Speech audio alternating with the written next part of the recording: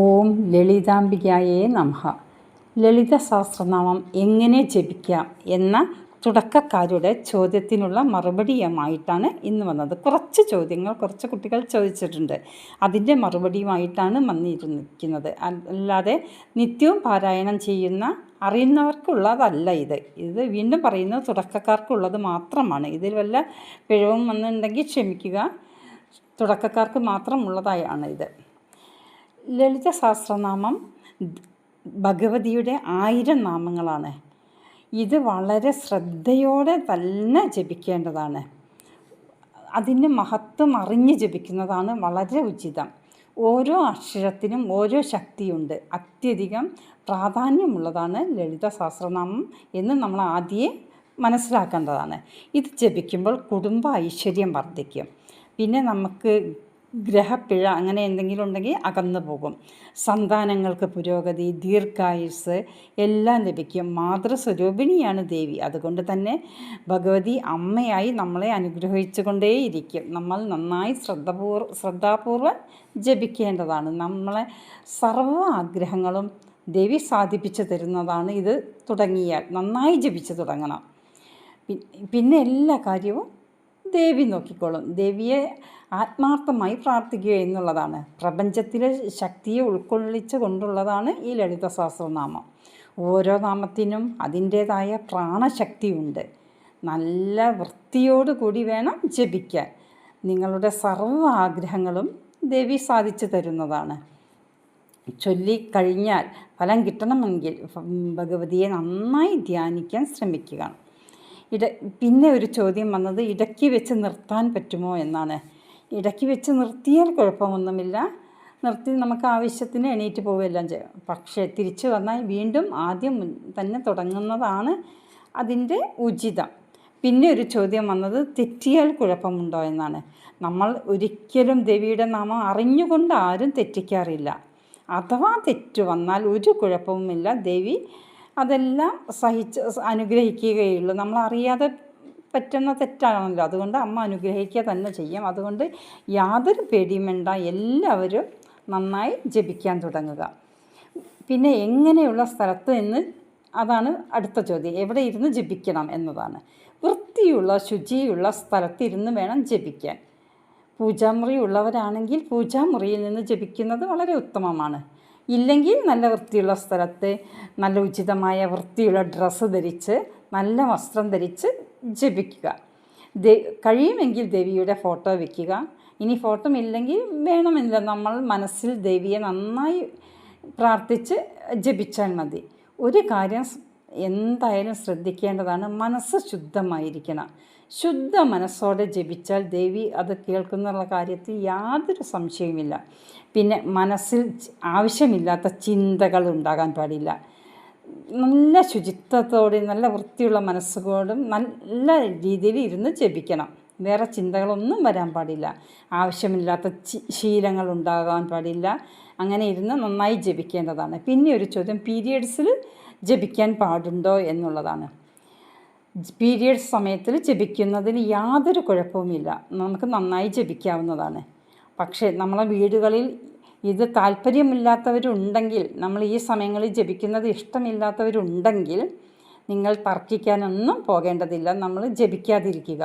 കാരണം 7 ദിവസം കഴിഞ്ഞാൽ നമുക്ക് വീണ്ടും തുടങ്ങാം. അതിന് യാതൊരു തടസ്സമില്ല, ഒരു കുഴപ്പവും വരുന്നില്ല. അപ്പോൾ അത് നമ്മളെ ഉചിതമായി ചെയ്യുക. പിന്നെ ഒരു കാര്യം ഓർക്കുക, ജപവും തപവും നല്ല കാര്യവും എപ്പോഴും നമ്മളെ കൂടെ ഉണ്ടാകും. ഇത് ചെയ്യുന്നവർക്ക് അത് നമ്മളെ കൂടെ ഉണ്ടാകും. ഒരു പേടിയും വേണ്ട. ഉദ്ദിഷ്ട കാര്യം നടക്കാൻ വളരെയധികം ഉത്തമമാണ് ഈ നാമം ജപിക്കുന്നത്. എന്താണോ നമ്മൾ ആഗ്രഹിക്കുന്നത് ആ ആഗ്രഹം കൃത്യമായി പറഞ്ഞ് ജപിക്കുക. കൃത്യമായി കാര്യം പറയണം. വാക്ക് കൃത്യമായിരിക്കണം. പോസിറ്റീവായി പറയുക. സർവശക്തി സ്വരൂപിണിയായ ദേവിയെ നന്നായി ഉപാസിക്കുക. തെറ്റ് പറ്റിയാലും ഒരു പേടിയും വേണ്ട. കാരണം നമ്മൾ ജപിക്കുന്നത് പ്രാർത്ഥിക്കുന്നത് ആരെയാണ്? സർവശക്തി സ്വരൂപിണിയെയാണ്. അതുകൊണ്ട് ഒരു കാര്യം പറയുന്നതിനും പേടി വേണ്ട. ആത്മസമർപ്പണത്തോടെ ജപിക്കാൻ ശ്രമിക്കുക. അതാണ് വേണ്ടത്. ആത്മസമർപ്പണത്തോടെയുള്ള ജപം ദേവി വളരെയധികം സന്തോഷത്തോടെ സ്വീകരിക്കുന്നതാണ്. കഴിയുന്നതും വീടുകളിൽ നിത്യവും ജപിക്കാൻ ശ്രമിക്കുക. നിത്യവും പാരായണം ചെയ്യുന്നത് വളരെ ഉചിതമാണ്. പിന്നെ ഒരു കാര്യം, നമ്മൾ ഇഷ്ടപ്പെട്ട് നല്ല മനസ്സോടുകൂടി ജപിക്കുക, അല്ലാതെ കഷ്ടപ്പെട്ട് ജപിക്കരുത്. കഷ്ടപ്പെട്ട് ജപിക്കേണ്ട ആവശ്യമില്ല. നമുക്ക് നല്ല മനസ്സോടെ സ്വയം സ്വീകരിച്ച് താല്പര്യമുണ്ടെങ്കിൽ മാത്രം ജപിക്കുക. പിന്നെ കുട്ടികൾ ജപിക്കുന്നത് വളരെ ഉചിതമാണ്.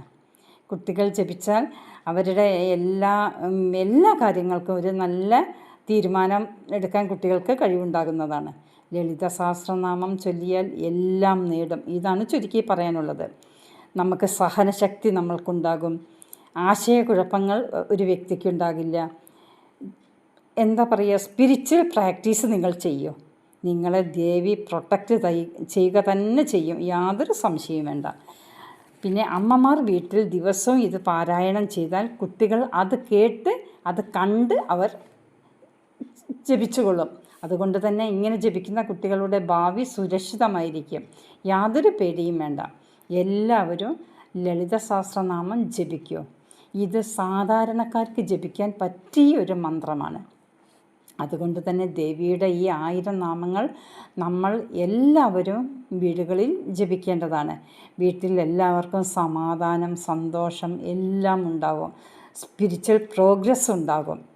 ദേവിയുടെ സൗന്ദര്യത്തെ വർണ്ണിക്കുന്ന ഈ 1000 നാമങ്ങൾ, അതായത് ദേവിയുടെ ഓരോ രൂപത്തെയും ഓരോ ഭാവത്തെയും എല്ലാം വർണ്ണിക്കുന്ന ഈ 1000 നാമങ്ങൾ നമ്മൾ ദിവസവും പാരായണം ചെയ്യുന്നത് വളരെ ഉചിതമാണ്. ഇടയ്ക്ക് വെച്ച് നിർത്തുമ്പോൾ ദേവിയുടെ സൗന്ദര്യത്തെ ഇങ്ങനെ വർണ്ണിച്ചു കൊണ്ടിരിക്കുന്ന സമയത്ത് പകുതി വെച്ച് നിർത്തിപ്പോയാൽ അത് ഉചിതമാണോ നമ്മൾ തന്നെ ചിന്തിച്ചാൽ മതി. ഉചിതമല്ല.